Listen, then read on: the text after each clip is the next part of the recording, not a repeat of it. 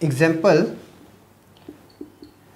and in this example we are going to use the standard integrals formula just now we have derived. First step is to take common the coefficient of x square.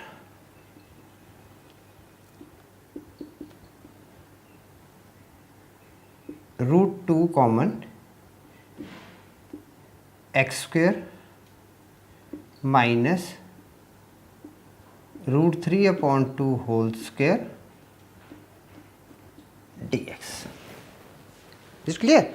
So now which formula we are going to use now?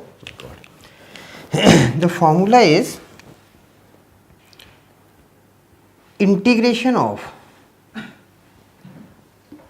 x square minus a square dx is equal to x square root of x square minus a square upon 2 minus a square upon 2 log x plus square root of x square minus a square plus c.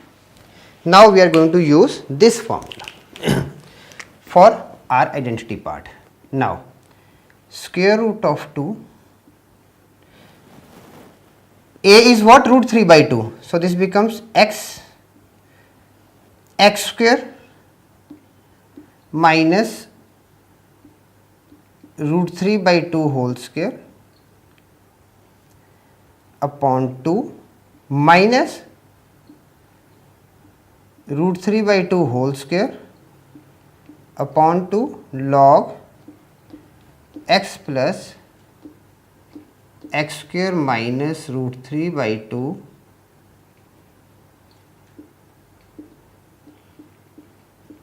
whole square plus c. Is it clear? Now what we are left with now? Root 2 upon 2 into root 2, and here it is x square root of 2x square minus 3. I have taken this as a LCM, okay, minus 3 by 4 with root 2 and root 2 also here, this common root 2, okay, is and log mod of x plus